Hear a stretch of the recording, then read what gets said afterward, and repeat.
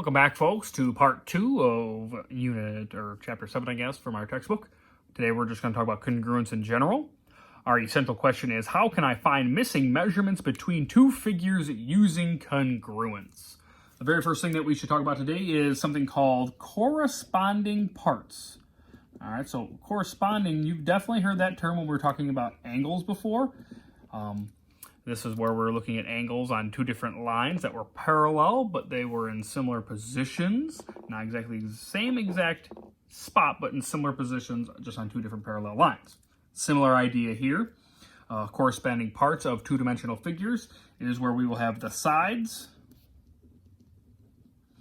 of similar figures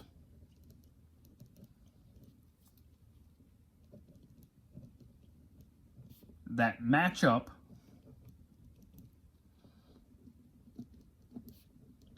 with one another.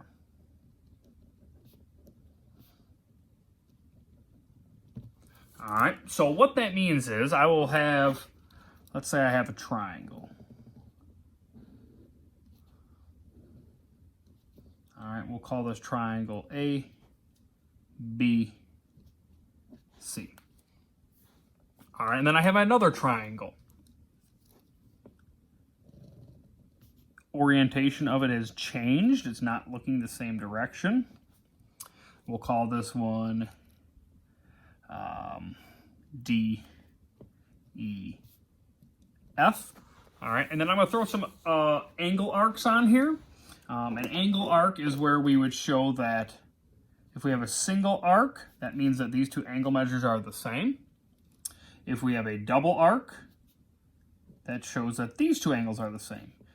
If we have a triple mark, that would be the same, or for this example, 90-degree angles. That shows that those two are the same. So the angles on all three of these are congruent, okay?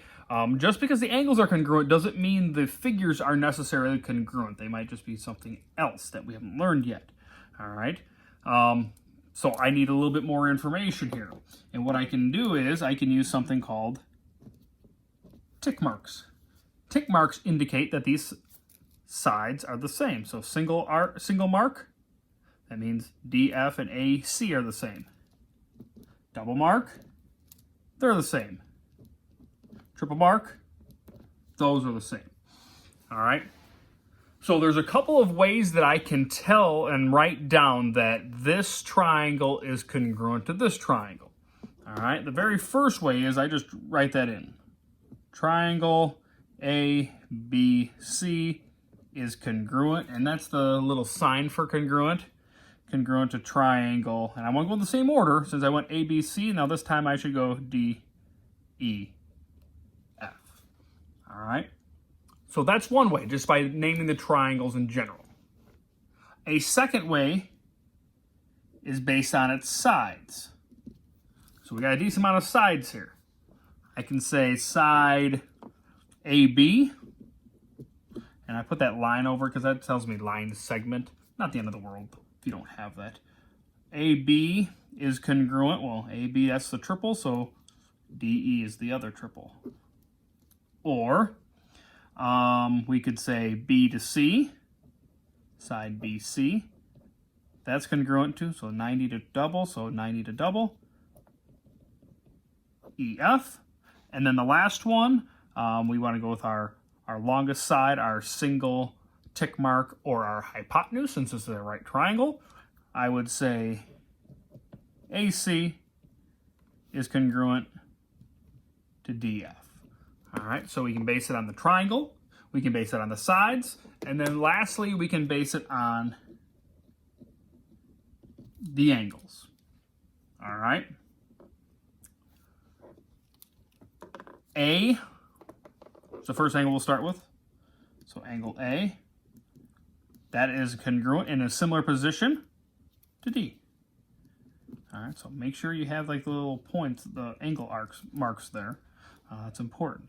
Angle B is congruent to E, which makes sense since they're both 90 degrees.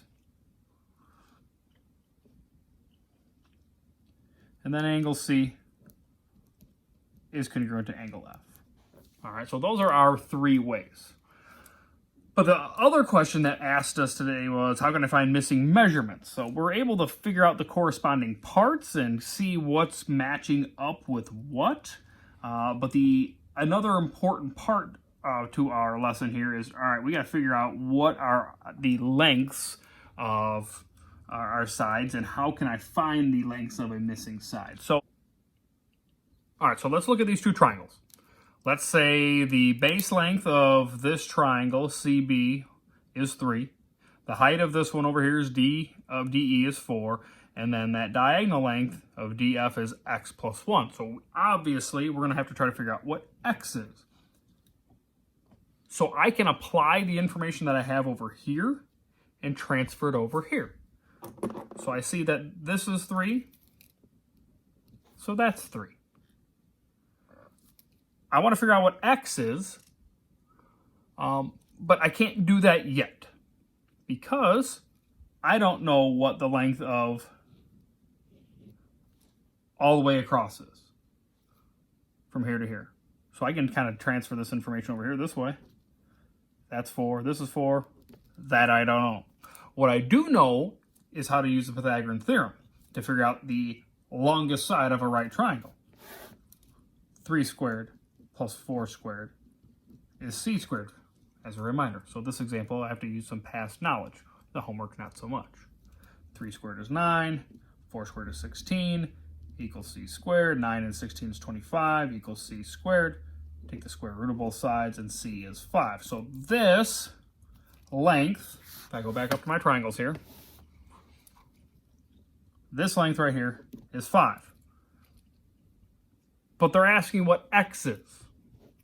If from D to F is 5, I have to figure out what X is. What number plus 1 gives me 5? Oh, 4. I'm not plugging 5 in here to make this now 6. What number plus 1 gives me 5? That's what I have to ask myself. So I can use the idea of congruence to apply to a lot of varying different ideas and concepts and bring things back together that we've used before to help answer whatever we're trying to find. All right.